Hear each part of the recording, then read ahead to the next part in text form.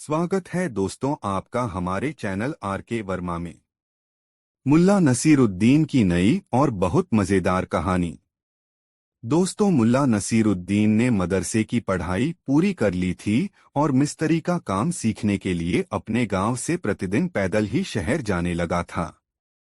शहर जाने पर उसने शहर की रौनक और रंगीनियां देखीं। बड़े बड़े मकान देखे। साफ सुथरे कपड़ों में आते जाते लोगों को देखकर वह सोचता जब वह काम सीखकर कुछ कमाने लगेगा तब अपने लिए ऐसे कपड़े बनवाएगा जिसे जो भी देखे तो देखता रह जाए। शाम को जब वह शहर से अपने गांव लौटता तो उसका दिमाग इसी गुंधुन में लगा रहता कि उसके कपड़े कैसे होने चाहिए जिसे लोग देखें तो देखते ही रह जाएं। एक दिन शहर से लौटने में उसे थोड़ी देर हो गई। उस्ताद ने उस दिन उसे शहर घुमाया और अफीम के अड्डे पर भी ले गया। उस दिन उस्ताद को कहीं से पैसे मिले थे। उन पैसों को पाकर वह बहुत खुश था। मुल्ला नसीरुद्दीन शहरी जीवन के बारे में बहुत कम जानता था। उस दिन अपने उस्ताद के साथ उसने बहुत कुछ नया देखा था। उसका उस्ताद अफीमची था। जब वह नसीरुद्दीन को शहर घुमा रहा था तभी उसे अफीम की तलब महसूस हुई। वह नसीरुद्दीन को साथ लेकर अफीम के अड्डे पर पहुंच गया। खुद तो अफीम खाई ही, थोड़ी सी अफीम नसीरुद्दीन को भी चटा दी।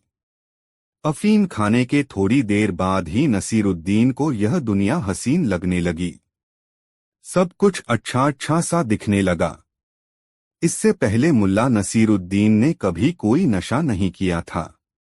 अफीम की पिनक में उसे यह दुनिया बहुत बदली हुई सी लग रही थी। उसके उस्ताद पर भी अफीम की धुन की सवार हो गई थी। वह लगातार गाना गाए जा रहा था। खुद अपने मुंह से गाने के साथ चलने वाला संगीत भी बजाता और फिर ऊंचे स्वर में कुछ गाने लगता। आवाज उसके मुंह में फंसती हुई निकलती जिससे यह समझ पाना मुश्किल होता कि वह गा क्या रहा है। किसी तरह मुल्ला नसीरुद्दीन अपने उस्ताद को उसके घर छोड़ आया और फिर अपने गांव की तरफ चल पड़ा। शहर की भीड़-भाड़ वाले इलाके में पहुंचकर मुल्ला को उस समय भीड़ कम महसूस हुई। दरअसल रात चढ़ आई थी। बाजार की दुकानें बंद हो चुकी थीं, जिसके कारण सड़कों पर लोग कम थे, लेकिन मुल्ला नसीरुद्दीन चूंकि अफीम की पिनक में था इसलिए उसे समय का एहसास नहीं था। वह यह नहीं समझ पा रहा था कि रात चढ़ आई है इसलिए दुकानें बंद हो गई हैं। वह चकित और भ्रमित सा शहर के बाजार वाले इलाके से गुजरा। उसे कई बार यह भ्रम भी हुआ कि वह गलत रास्ते पर चल रहा है, किंतु इस भ्रम के साथ ही वह चैतन्य होकर सड़क के दाएं बाएं देखने लगता तो पाता कि वह सही सड़क पर ही चल रहा है। इस तरह ठमकते चलते मुल्ला नसीरुद्दीन उस मोड़ पर पहुंच गया जहां से उसके गांव के लिए सीधी सड़क जाती थी। मुल्ला उस सड़क पर पहुंचने के बाद आश्वस्त हुआ कि वह सही सड़क पर और सही दिशा में चल रहा है। उसने याद किया यह सड़क सीधे ऊंचे घेरे वाले कुएं तक ले जाएगी और कुएं की बाईं तरफ से खेत के बीच से निकलने वाली पगडंडी से चलकर वह सीधे अपने घर पहुंच जाएगा। यही रास्ता उसे बहुत कम समय में उसके घर पहुंचा देगा। आश्वस्त होते ही मुल्ला नसीरुद्दीन की चाल में फर्क आ गया। अब वह लंबे डग भरता हुआ चल रहा था। वह मन में सोचता, अब 10 कदम के बाद शीशम के वृक्षों की कतार शुरू हो जाएगी।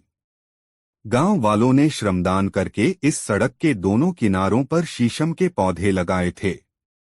शीशम का सिलसिला खत्म होते ही फलदार वृक्षों का सिलसिला शुरू हो जाएगा और उसके बाद आ जाएगा ऊंचे घेरे वाला कुआं।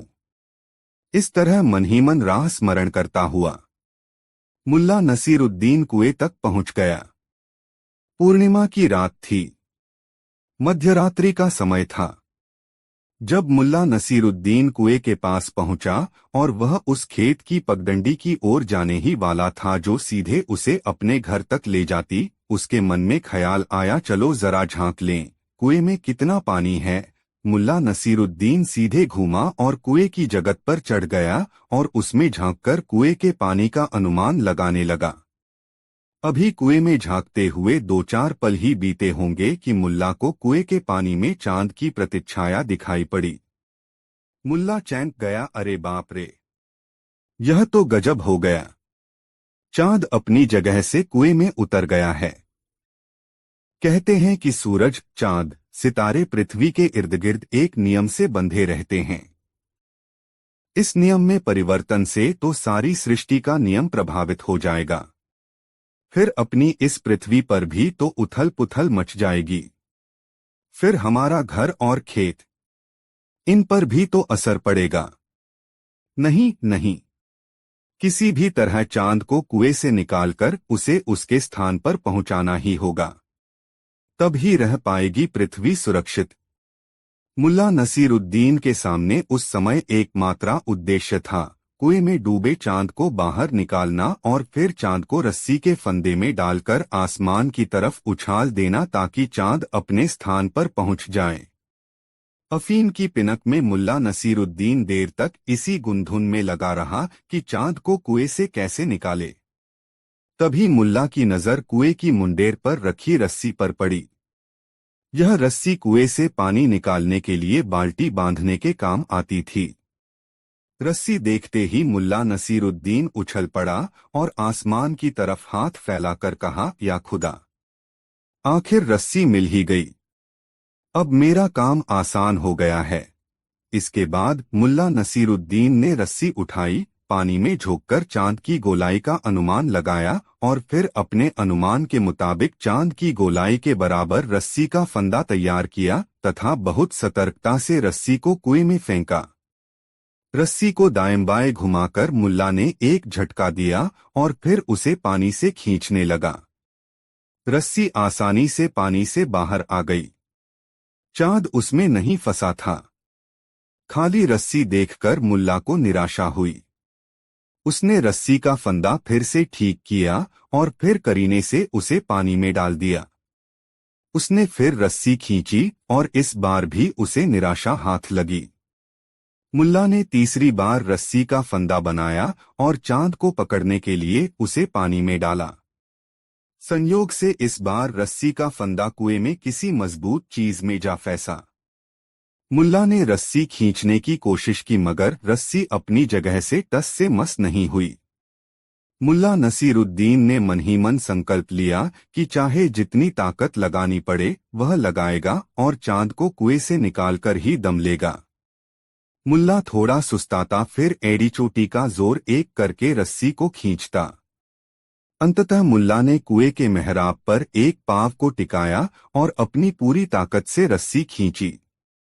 बार बार जोर लगाने और ढीला छोड़ने से रस्सी जिस चीज में फंसी थी उससे एक झटके में निकल गई और जोर लगाते ही मुल्ला नसीरुद्दीन चारों खाने चित गिरा। कुएं के मेहराब के चारों तरफ बने पक्के चबूतरे पर मुल्ला नसीरुद्दीन जब गिरा तो उसके सिर का पिछला भाग पक्की सतह से टकरा गया और इस चोट से मुल्ला नसीरुद्दीन की चेतना लुप्त हो गई। थोड़ी देर तक वह चित पड़ा रहा। जब धीरे धीरे उसकी चेतना लौटी और उसने आंखें खोलीं तो सारा आसमान उसकी आंखों के सामने था। जमीन पर चारों खाने चित पड़ा मुल्ला नसीरुद्दीन यह देखकर अपनी पीड़ा भूल गया कि आसमान में चांद सितारों की मजलिस में अपनी पूरी दमक के साथ मौजूद है। उसने मन ही मन खुदा को धन्यवाद दिया कि यह कायनात बर्बाद होते होते बच गई। फिर वह अपनी जगह से उठा और बिना कुएं के पानी में झांके अपने घर जाने वाली पगडंडी पर चल पड़ा। सामने आसमान में चांद दमक रहा था और चांद को देखकर मुल्ला नसीरुद्दीन सोच रहा था, आज मैंने समय पर नहीं देख लिया होता तो कुएं में ही डूब गया होता चांद। मुल्ला का हर कदम जो उसके घर की तरफ उठ रहा था बहुत तसल्ली भरा कदम था, जैसे उसने कोई किला फतह किया हो। दोस्तों, यह कहानी आपको कैसी लगी कमेंट में जरूर और वीडियो को एक लाइक जरूर करें। दो दोस्तों गधे के कानों में न जाने कैसे अपने मालिक की कातर आवाज पड़ गई और वह उछलकर बड़ी ही इंकलाबी आवाज में रेंका। फिर वह खूंटा तोड़कर अपने मालिक की ओर भागा। जैसे ही वह बरसाती से बाहर की तरह लपका, वैसे ही एक बड़ा ढोल भी उसके साथ साथ आने लगा। दरअसल अंधेरे में बिना देखे भाले नसरुद्दीन ने उसे एक ढोल के कुंडे से बांध दिया था। यह वह ढोल था जिसे त्योहारों आदि के मौके पर बजा जाकर चाय खाने का मालिक अपने ग्राहकों को आकर्षित करता था।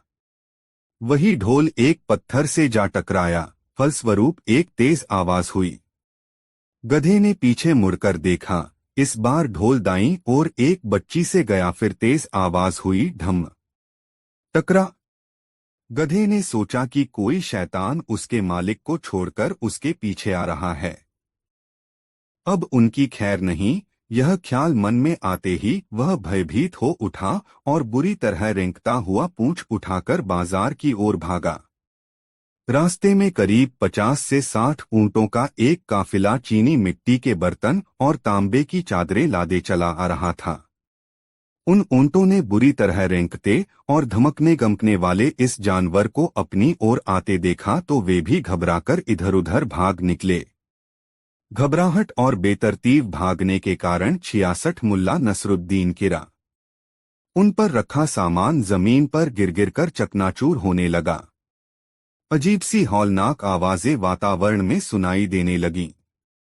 बाजार से दूर जो लोग थे, उन्होंने समझा कि बाजार में बलवा हो गया है। आथ वे जिधर मुंह उठा उधर ही भाग लिए।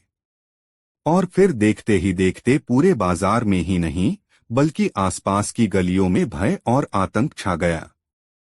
खनखनाहट, रैंकना, टिनटिनाहट, बर्तनों के गिरने की आवाज, चीख पुकार, बिल्कुल नर्क जैसा माहौल बन गया था। ऊंटों और घोड़ों के अंधाधुंध भागने से कितने ही तंबू और चायखानों की बरसातियां उखड़ गई थीं। इस खौफनाक शोर को सुनकर कितने ही लोग सोते से जाग गए थे और अधनंगे हो इधर उधर भाग लिए। घरों दुकानों में रोशनियां गुल हो गईं। भागने वाले अंधेरे में कभी किसी से भिड़ जाते तो कभी किसी जानवर की दुलत्ती खाते। दहशतनाक चीख पुकार मची हुई थी चारों तरफ। वे लोग समझ रहे थे कि कयामत का दिन आ गया है। मुर्गे पंख फड़फड़ाकर अजीब सी आवाज में चिल्लाने लगे। बकरियां और मेढ़े मिमियाने लगे थे। शोरगुल बढ़ता बढ़ता शहर की घनी आबादी तक जा पहुंचा था। शहर की चारदीवारी पर लगी तोपें दगने लगीं। शहर के पहरेदारों ने समझा कि कोई दुश्मन बुखारा में दाखिल हो गया है। महल के पहरेदारों ने समझा कि बगावत हो गई है। वहां से भी तोपें दागी जाने लगीं। शहर की मीनारों से मुल्ला सहमी हुई आवाजों में दुआएं मांगने लगे। सभी ओर अफरातफरी मची हुई थी। किसी को समझ में नहीं आ रहा था कि क्या हुआ और वह कहां जाए, क्या करे। अपने महल में अमीर भौचक कासा सिपह सालारों पर गर्ज बरस रहा था। मगर क्या हुआ, कैसे हुआ, यह सब केवल एक शख्स ही जानता था और वो था मुल्ला नसरुद्दीन। वह बौखलाए ऊंटों व घोड़ों से बचता चाहता उस दिशा में भाग रहा था जिधर यह खौफनाक शोर पैदा करता उसका गधा भागा जा रहा था। मगर लाख कोशिशों के बावजूद वह गधे को पकड़ नहीं पाया। उसकी यह दौड़ तब तक चलती रही जब तक कि उसके गधे और ढोल को जोड़ने वाली रस्सी टूट न गई। रस्सी के टूटते ही ढोल लुढ़ककर ऊंटों की ठोकरों में जा पहुंचा। ऊंट उससे बचने के लिए हड़बड़ी में चायखानों के छप्पर, शामियाने और खोखे गिराते चले गए।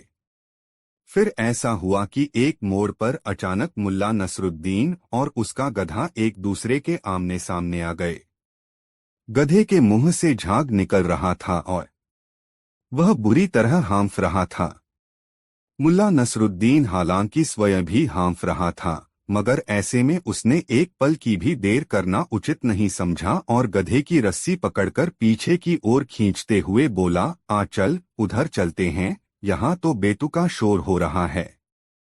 यह देखकर उसे आश्चर्य हो रहा था कि गधे जैसे छोटे से पशु के पीछे यदि एक ढोल बांधकर छोड़ दिया जाए तो यह मामूली सा पशु भी कितनी बड़ी तबाही ला सकता है। अबे, देखा तूने क्या कर डाला।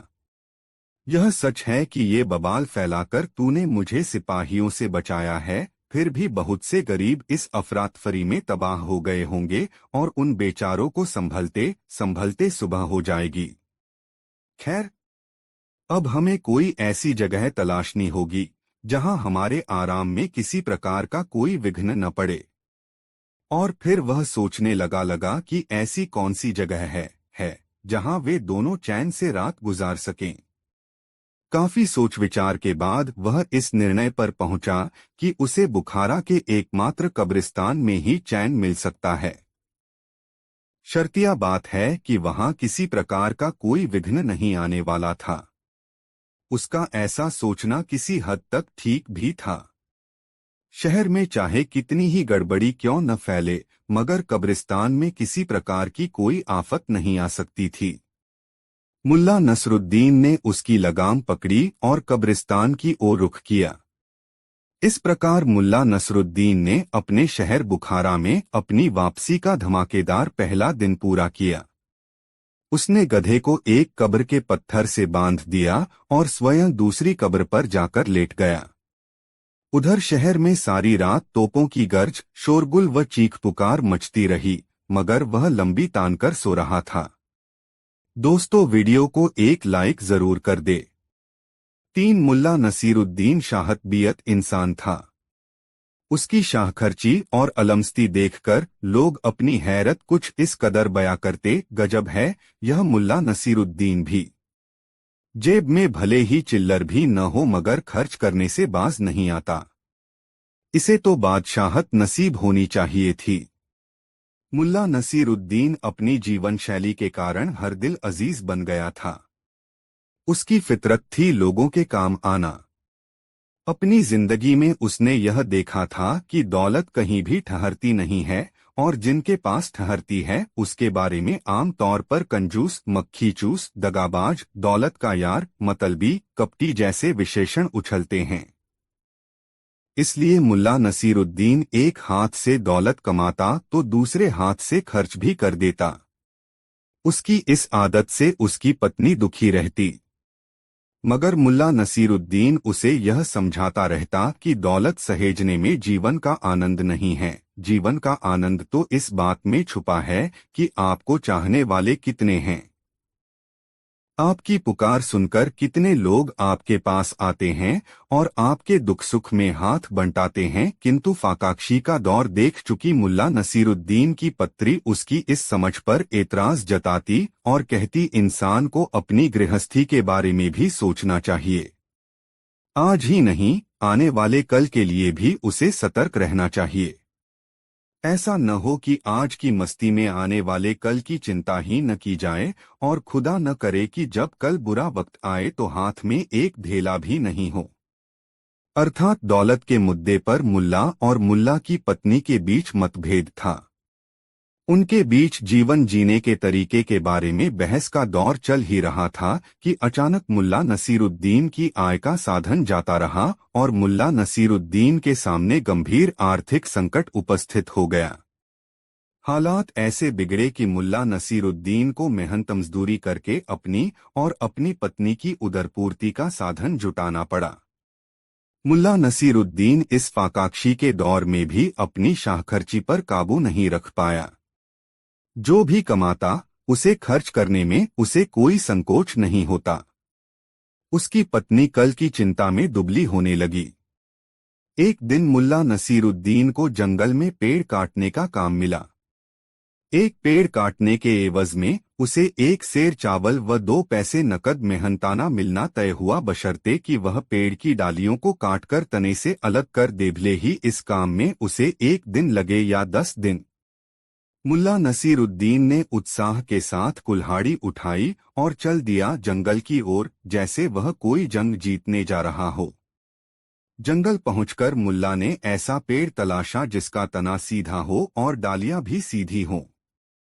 संयोग ही था कि उसे सीधे तने और सीधी डालियों वाला एक पेड़ जल्दी ही मिल गया। दिन ढलने से पहले ही मुल्ला ने पेड़ काटकर गिरा दिया और उसकी डालियां काटकर सीधा तना अलग कर दिया। अपना काम पूरा कर चुकने के बाद मुल्ला ठेकेदार के पास पहुंच गया।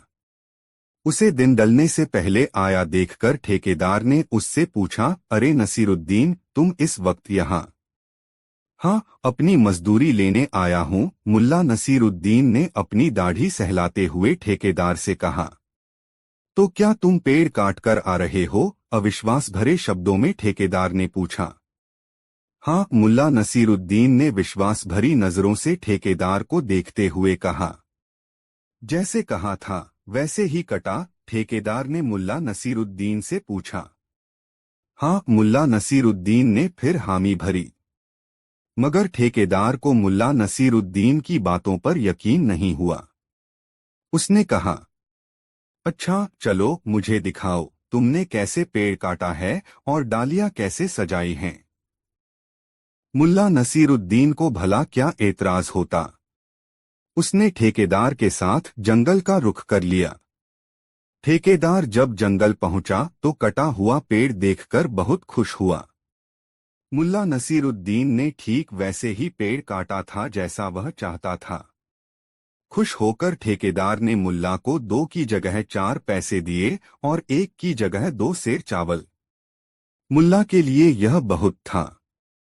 घर में पत्नी के सिवा और कोई सगा संबंधी तो था नहीं, इसलिए मुल्ला ने सोचा इतना चावल दोनों पति पत्नी के लिए कुछ दिनों की जरूरतें पूरी कर देगा।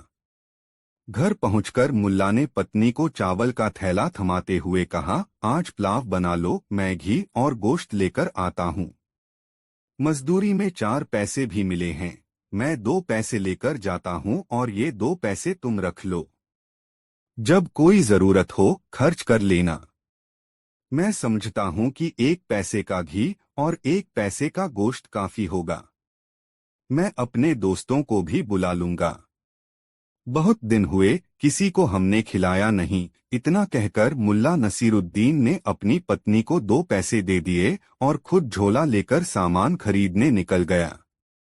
गोश्त और घी लेकर मुल्ला जल्दी ही घर लौट आया और पत्नी से कहा, तुम पुलाव पकाओ, मैं अपने दोस्तों को बुलाने जा रहा हूँ।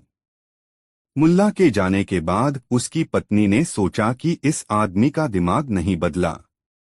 इतनी बुरी हालत में भी फिजूल खर्ची की आदत नहीं गई। आखिर क्या जरूरत आ गई दोस्तों को दावत देने की? अच्छा, आने दो दोस्तों को, खिलाती हूँ पुलाव। उसने गोश्त और घी छुपाकर रख दिया और खुद रसोई में बैठकर रोने लगी। जब मुल्ला नसीरुद्दीन अपने 4 दोस्तों के साथ अपने घर लौटा तब पत्नी को विलाप करते पाया। मुल्ला चकित होकर अपनी पत्नी को देखते हुए सोचने लगा, अरे क्या हुआ इसे? अभी तो भली चंगी थी, अब ऐसे रो रही है कि मानो दुखों का पहाड़ टूट पड़ा हो इस पर। ऐसा सोचते हुए मुल्ला नसीरुद्दीन ने उससे पूछा, अरे क्या हुआ तुम्हें? इस तरह बिल्ख बिल्ख कर क्यों रो रही हो? होना क्या है?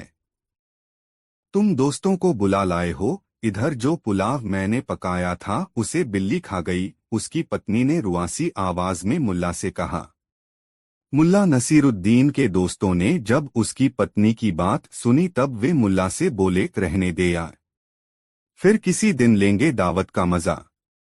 मगर मुल्ला नसीरुद्दीन अपनी पत्नी के स्वभाव से परिचित था। उसे विश्वास नहीं हुआ कि 6 आदमी के लिए बना पुलाव एक अकेली बिल्ली गटक जाएगी। उसने बहुत सहज भाव से अपनी पत्नी से पूछा, कितने चावल का पुलाव पकाया था? 1 सेर, उसकी पत्नी ने जवाब दिया। और उसमें गोश्त कितना मिलाया? मुल्ला ने पूछा।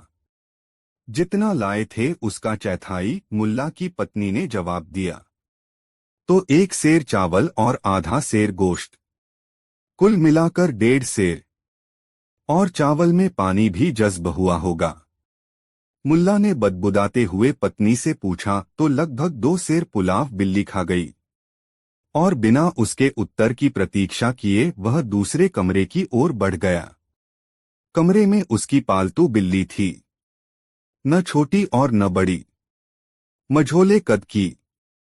उसने बिल्ली को गोद में उठा लिया और पत्नी के पास आया तथा पूछा, इसी बिल्ली ने पुलाव खा लिया न? बिल्ली को देखकर मुल्ला नसीरुद्दीन की पत्री सहम गई और उसने गर्दन हिलाकर हामी भर दी। दरअसल मुल्ला नसीरुद्दीन ने भांप लिया था कि उसकी पत्नी झूठ बोल रही है, मगर वह उसे सबूत के साथ यह बतलाना चाह रहा था कि वह झूठ बोल रही है। पत्री के हामी भरते ही मुल्ला नसीरुद्दीन ने रसोई में रखा तराजू उठाकर बिल्ली को तौला। संयोग यह हुआ कि बिल्ली पूरे 2 सेर की निकली, न कम और न ज्यादा। मुल्ला ने अपनी पत्नी से कहा, देखो पूरे 2 मेर है। अगर यह बिल्ली है तो बताओ कि पुलाव कहाँ है, और अगर यह पुलाव है तो बताओ कि बिल्ली कहाँ गई। मुल्ला के सवाल से उसकी पत्री घबरा गई। उसने सच कबूल कर लिया कि उसने अभी तक पुलाव पकाया ही नहीं। मुल्ला ने बिना बिगड़े बहुत शालीनता के साथ अपनी पत्नी से कहा, बेगम, अब पुलाव बना ही दो ताकि मेरे दोस्त यहाँ से तुम्हारे हाथ के बने पुलाव का जायका याद करते हुए जाएं। इसके बाद मुल्ला नसीरुद्दीन की पत्नी ने पुलाव पकाया। मुल्ला नसीरुद्दीन ने अपने दोस्तों के साथ पुलाव का मजा लिया। जब उसके दोस्त जाने लगे तब मुल्ला नसीरुद्दीन ने कहा, दोस्तों, यदि बिल्ली ने पुलाव नहीं खाया होता तो इस पुलाव का वह मजा ही नहीं मिलता जो हमें मिला। मैं तो इस पुलाव का जायका भूलने वाला नहीं। मुल्ला नसीरुद्दीन की बात सुनकर उसके दोस्त हंस पड़े और हंसते हुए विदा हुए। दोस्तों के जाने के बाद मुल्ला नसीरुद्दीन ने अपनी पत्नी को बहुत प्यार से समझाया, बेगम, किसी को खिलाने से कुछ कमता नहीं, लोगों की दुआ मिलती है। किसी को खिलाकर जो सुख मिलता है उसका आनंद ही कुछ और है। मेरा तो मन पुलकित हो उठता है जब 2-4 लोग साथ खाने वाले मिल जाते हैं। उसकी बात सुनकर उसकी पत्नी अपने किए पर बहुत शर्मिंदा हुई और भविष्य में कभी भी ऐसा नहीं करने का वचन मुल्ला नसीरुद्दीन को दिया। वह अपनी पत्नी की बात सुनकर गुनगुनाने लगा, खाने वाले हम हैं, खिलाने वाला वो। दोस्तों, वीडियो को एक लाइक जरूर कर दे। 4 दोस्तों मुल्ला नसीरुद्दीन अपनी बेगम के साथ अपने पुश्तैनी मकान में रहता था। मकान बहुत पुराना था और जीर्ण अवस्था में पहुंच चुका था। बरसात के दिन थे। आसमान में बादल छाए हुए थे। हल्की बूंदाबांदी हो रही थी।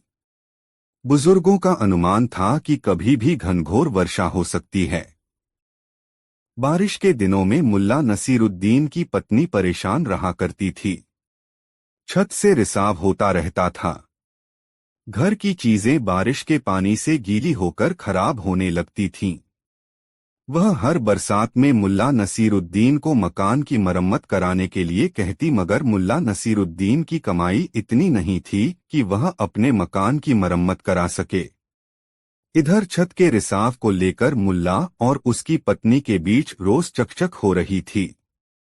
जितनी जोर से वर्षा होती उतनी जोर से मुल्ला की पत्नी चीखती चिल्लाती। आज सुबह साइबान में उसका पाँव फिसल गया, तब उसने मुल्ला नसीरुद्दीन को खपती और निठल्ला कहकर कोसा। मुल्ला नसीरुद्दीन के लिए खपती और निठल्ला संबोधन असह्य हो गया और वह बारिश की परवाह किए बगैर अपने घर से बाहर निकल गया। बहुत देर तक मुल्ला नसीरुद्दीन गांव की गलियों में बेचैन सा घूमता रहा। गांव के एक कोने में उसने एक मकान बनता देखा तो यह जानने के लिए उत्सुक हो उठा कि आखिर एक मकान बनाने के लिए कितने पैसों की जरूरत होगी। वह मन ही मन कुछ सोचता हुआ निर्माण स्थल के पास चला आया। उस समय भी हल्की बारिश हो रही थी। मुल्ला नसीरुद्दीन पानी से तरबतर हो रहा था। मुल्ला निर्माणाधीन मकान के अहाते में घुस आया और छज्जे के नीचे आकर खड़ा हो गया, मानो वह पानी से बचने के लिए वहां आ गया हो।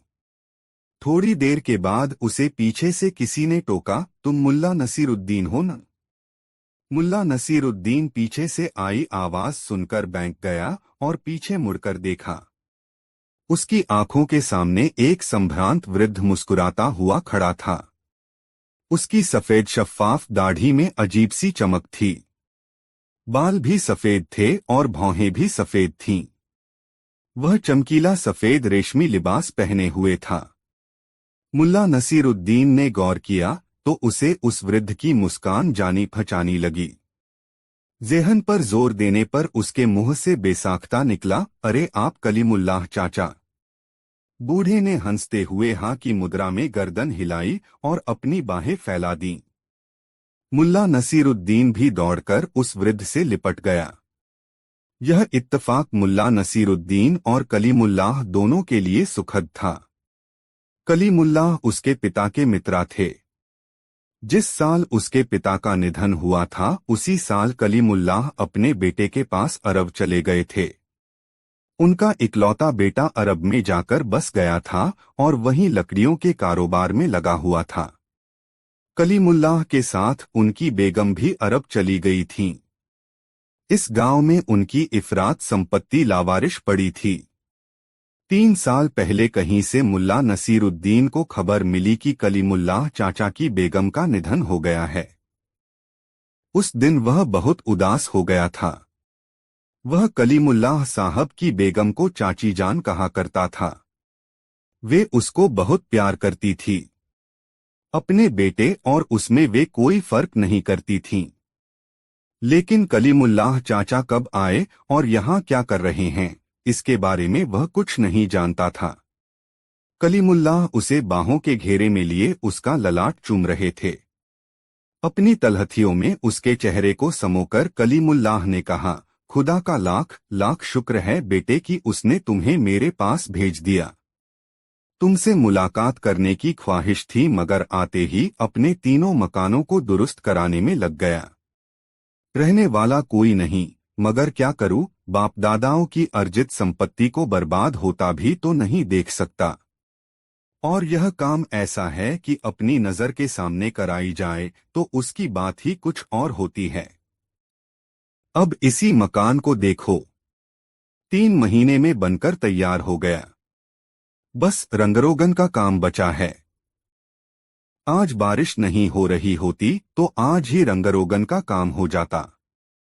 एक साथ 25-30 मजदूर खट रहे हैं। सारी सामग्री मौजूद है। अब जिस दिन बारिश थमेगी उस दिन यह काम भी पूरा हो जाएगा। मैं रहूंगा तो वहीं अपनी पुरानी हवेली में। यह मकान खाली पड़ा रहेगा। कभी कोई आगंतुक आ गया तो उसे यहाँ ठहरा दिया करूंगा। कलीमुल्लाह बोल रहे थे। मुल्ला नसीरुद्दीन उनकी बाहों में लिपटा उनकी बातें सुन रहा था। उसे अपने अब्बू की याद आ रही थी। तभी कलीमुल्लाह ने पूछा, अच्छा बेटे मुझे बताओ, तुम यहाँ क्या कर रहे थे? कुछ परेशान से भी दिख रहे हो। बताओ क्या बात है? मुल्ला नसीरुद्दीन ने मासूमियत से अपनी बेगम की नाराजगी और पुश्तैनी मकान की बदहाली का जिक्र करते हुए कहा, जब बेगम का बोलना बंद नहीं हुआ तब सुकून के लिए मैं खुद निकल गया और बेख्याली में चलता रहा। जब इस नए मकान पर मेरी नजर पड़ी तो मैं यहाँ के मिस्त्री से यह जानने के ख्याल से अहाते में आ गया कि एक साधारण मकान बनाने में कितना खर्चा आएगा। कलीमुल्लाह हैरत से मुल्ला नसीरुद्दीन को देखने लगे। कितना मासूम और ईमानदार शख्स है। इस जमाने में ऐसे भी शख्स हो सकते हैं, इसका ख्याल तो कभी तसव्वुर में भी नहीं आया। उन्होंने मुल्ला नसीरुद्दीन से कहा, बेटा तुम्हें खुदा ने मेरे पास भेजा है। तुम्हारे आने से पहले मैं यही सोच रहा था कि इस घर में रहेगा कौन। बेटा अरब में बस गया है। इसी साल मैं 88 वर्ष का हुआ हूं। पकी हड्डी है, न जाने कब टपक जाए। तू इस मकान की चाबी अपने साथ लेता जा और अपना सामान लाकर यहाँ रहना शुरू कर दे।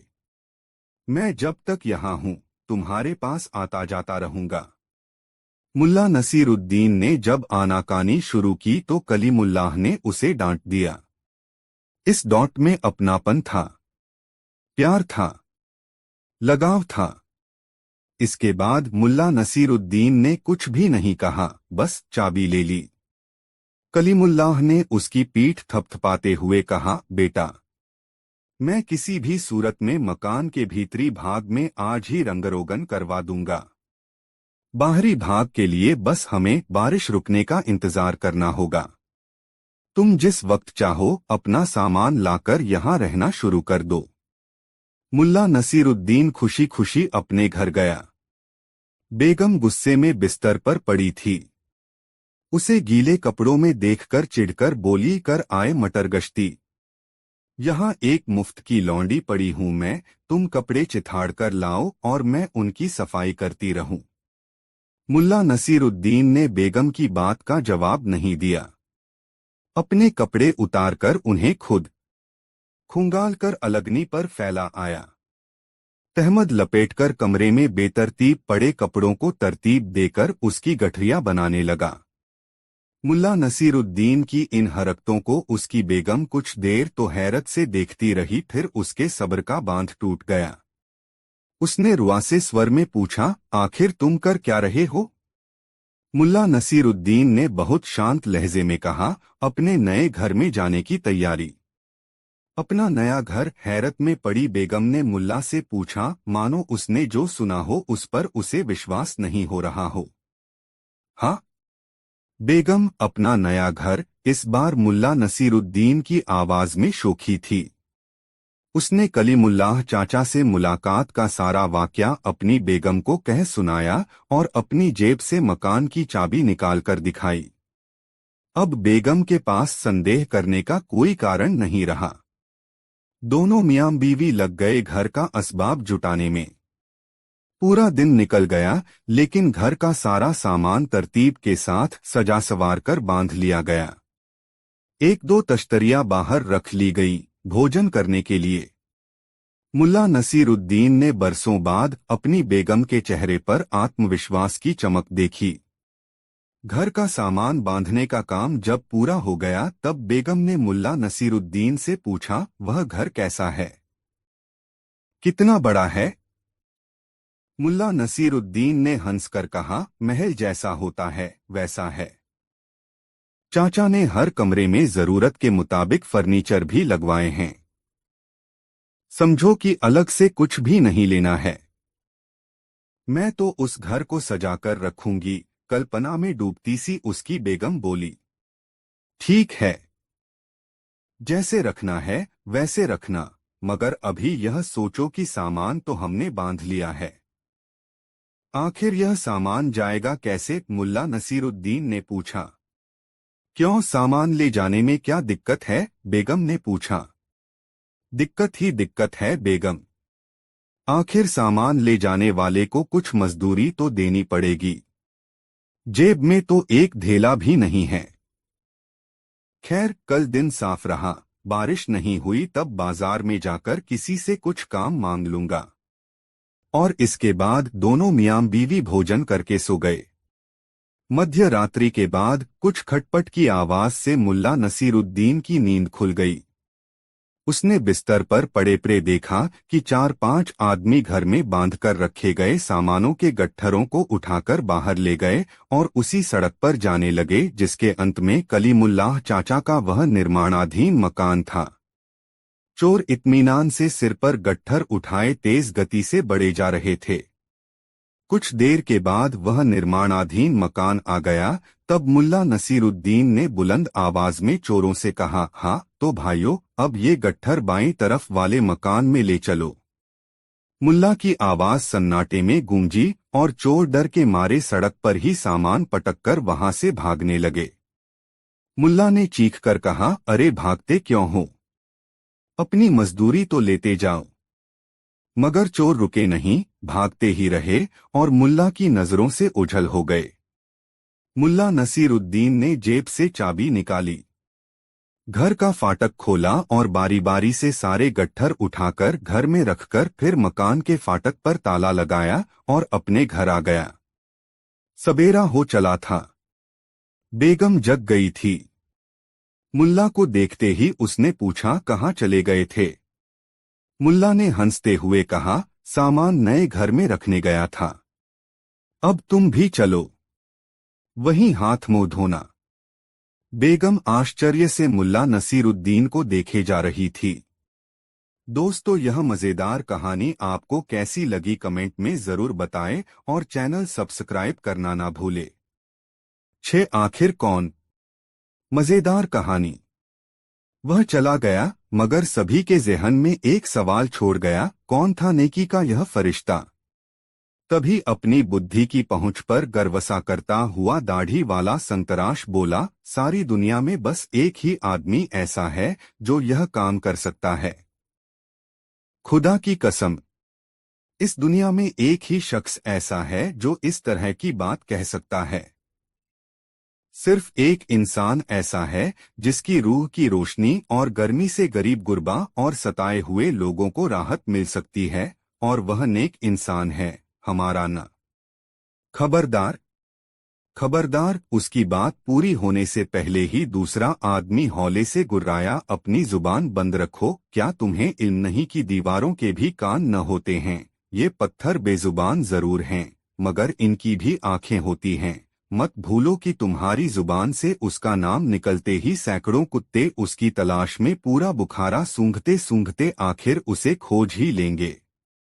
सच कहते हो तुम, बढ़ा बोला। हमें अपना मुंह बंद रखना चाहिए, क्योंकि यह वक्त तो ऐसा है मानो वह तलवार की धार पर चल रहा हो और मामूली सा धक्का भी उसके लिए खतरनाक हो सकता है। खुदा के भेजे उस नेक फरिश्ते की बाबत हमें जुबान बंद रखनी ही चाहिए। बीमार बच्चे वाली औरत बोली, मैं भी खामोश रहूंगी, चाहे मुझे मौत ही क्यों न आ जाए, मगर मैं उसका नाम अपनी जुबान पर न आने दूंगी। मैं ऐसी कोई भूल कभी नहीं करूंगी जिसकी वजह से फांसी का फंदा उसके गले में पड़े। दूसरी औरत ने भी कुछ ऐसा ही कॉल किया। सभी इस तरह के कॉल कर रहे थे, मगर संतराश, वह बेचारा बड़ा परेशान सा दिखाई दे रहा था। उसकी समझ में नहीं आ रहा था कि अगर वह कसाई या भैंसे का उबला गोश्त बेचने वाला नहीं था तो भला कुत्ते सूंघ सूंघ कर उसे कैसे खोज सकते हैं। यदि वह मुसाफिर कोई नट था और रस्सी और तलवार पर चलता था तो जोर से उसका नाम लेने में क्या हर्ज है। यह औरत उस नेक इंसान को उसके पेशे के लिए रस्सी देने के बजाय मरने की बात क्यों रह रही है।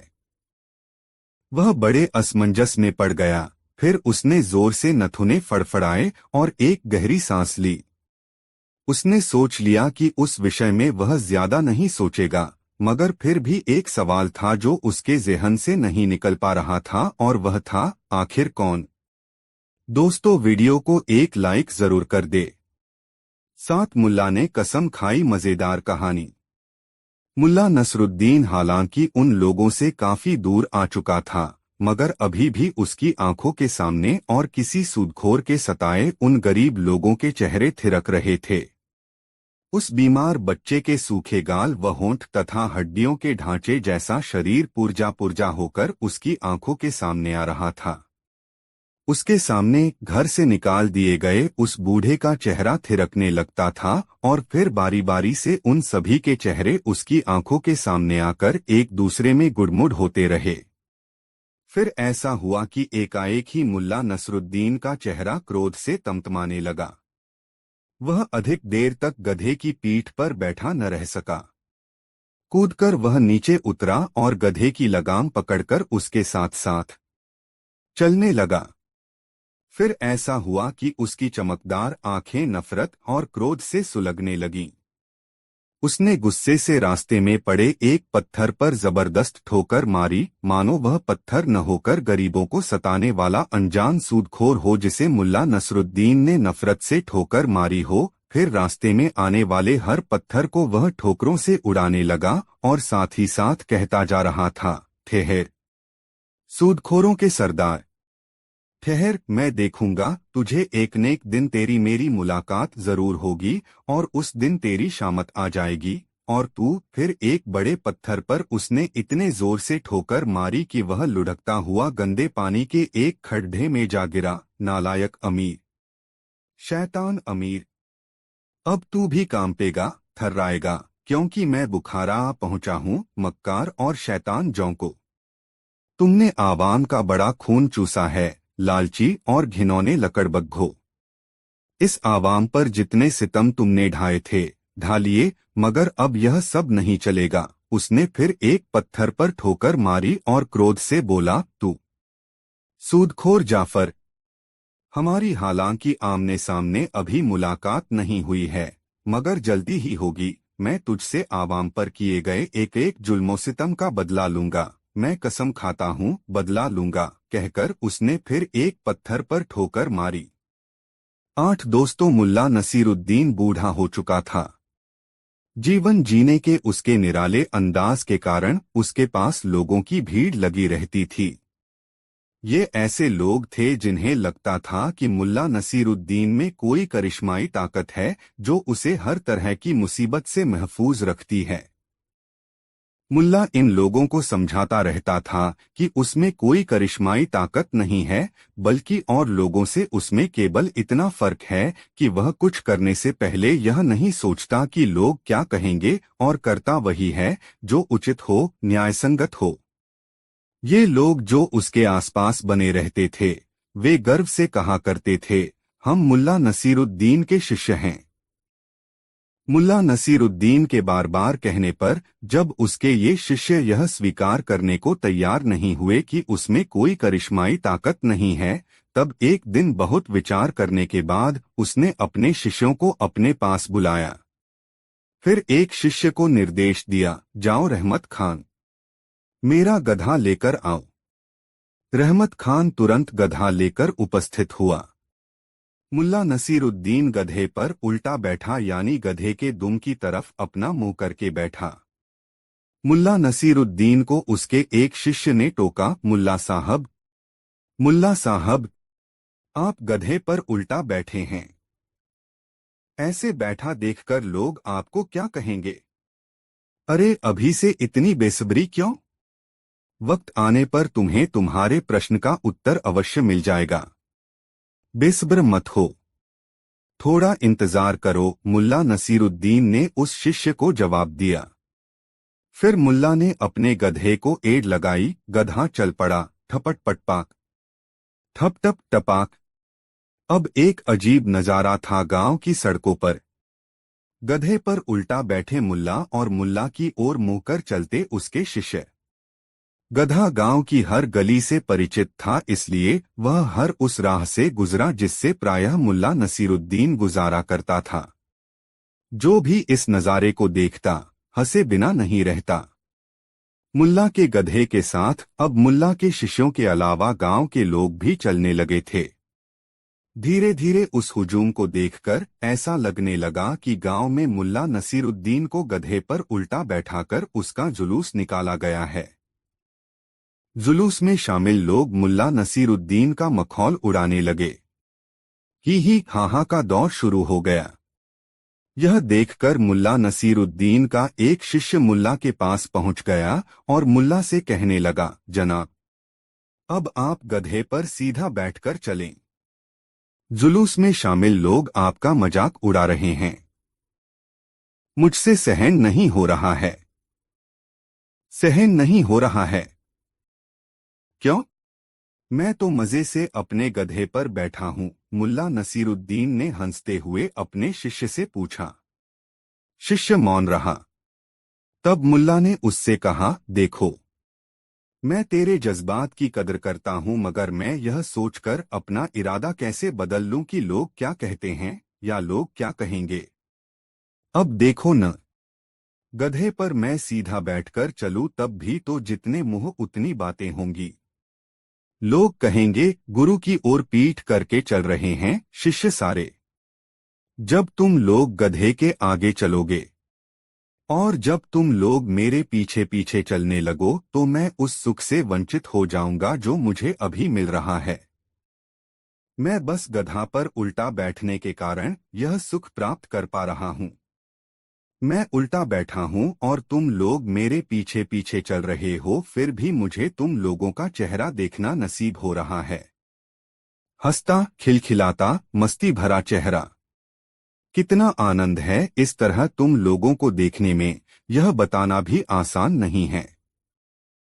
लेकिन ये लोग आपको मूर्ख कह रहे हैं, शिष्य ने खींचकर कहा।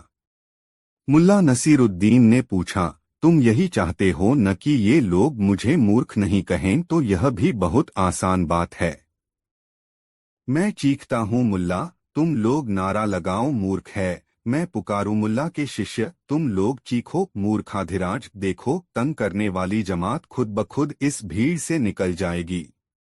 इसके बाद मुल्ला मूर्ख है और मुल्ला के शिष्य मूर्खाधिराज की जबरदस्त नारेबाजी होने लगी।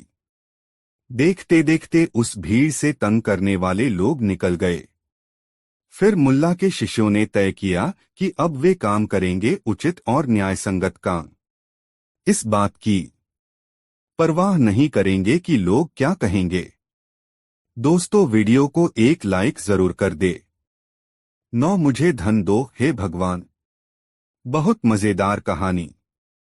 दोस्तों, एक बार मुल्ला नसीरुद्दीन अपनी बेगम के साथ अपने ममिया श्वसुर मोहम्मद रसूख जिलानी के घर गया हुआ था। हर बार की तरह पूरी राजधानी में चर्चा फैल गई, मुल्ला नसीरुद्दीन आए हुए हैं। खबर सुल्तान के पास भी पहुंची। सुल्तान ने मोहम्मद रसूख जिलानी के घर आमंत्रण भेजा, मुल्ला साहब, कुछ दिन मुझे भी मेहमानवाजी का मौका दीजिए।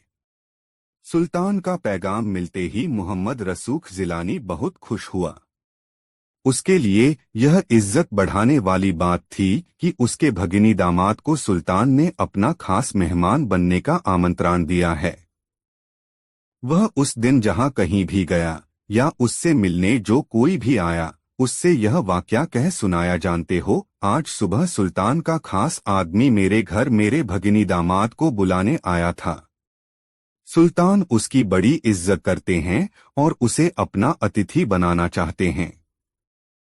यह सूचना धीरे धीरे पूरी राजधानी में प्रसारित हो गई। मामा के कहने पर मुल्ला नसीरुद्दीन भी सज-धज कर सुल्तान के पास चला गया। सुल्तान ने उसकी बड़ी इज्जत की और अपने मेहमान खाने में ठहराया। दूसरे दिन सुल्तान ने अपने दरबार में मुल्ला नसीरुद्दीन को खास शाही मेहमान के रूप में आमंत्रित किया और दरबारियों से उसका परिचय विद्वान पुरुष के रूप में कराया। उसने दरबारियों से कहा कि वे लोग चाहें तो मुल्ला नसीरुद्दीन से अपनी किसी भी शंका का समाधान पूछ सकते हैं। इस प्रकार दरबारियों ने मुल्ला नसीरुद्दीन से तरह तरह के सवाल किए और मुल्ला नसीरुद्दीन ने सभी सवालों का माकूल जवाब देकर सुल्तान के दरबार में अपनी हाजिर जवाबी की धाक जमा ली। सुल्तान भी मुल्ला नसीरुद्दीन की विद्वत्ता का कायल हो गया। जब सभी दरबारियों ने अपने अपने सवाल पूछ लिए, तब दरबार में हल्की फुल्की बातें भी शुरू हो गई। अचानक सुल्तान ने मुल्ला नसीरुद्दीन से पूछा, मुल्ला साहब, यदि खुदा आपको मिल जाए और आपसे कहे मांगो, क्या मांगते हो? तब आप क्या मांगेंगे? मुल्ला नसीरुद्दीन ने हंसते हुए कहा, यदि ऐसा हुआ तो मैं अपने दोनों हाथ उठाकर कहूंगा, या खुदा मुझे दौलत बख्शो, मेरा दामन दौलत से भर दो।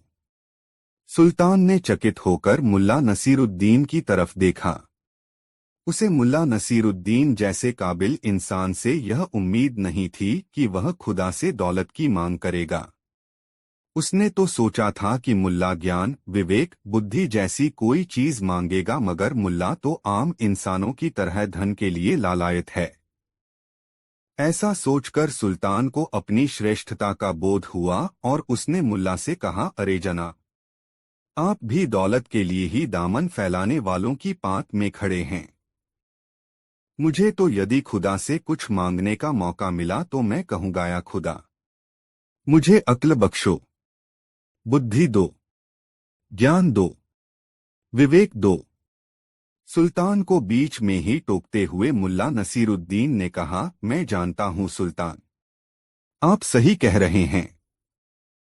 इंसान की फितरत ही ऐसी होती है कि वह अपने अभाव को दूर करने के लिए तत्पर रहता है। जैसे मेरे पास दौलत नहीं है तो मैं मांगता हूं, मुझे दौलत दे दो। आप भी तो वही मांगेंगे न जिस चीज की कमी आपको महसूस होती है। उसकी टिप्पणी सुनकर सुल्तान हक्का बक्का रह गया।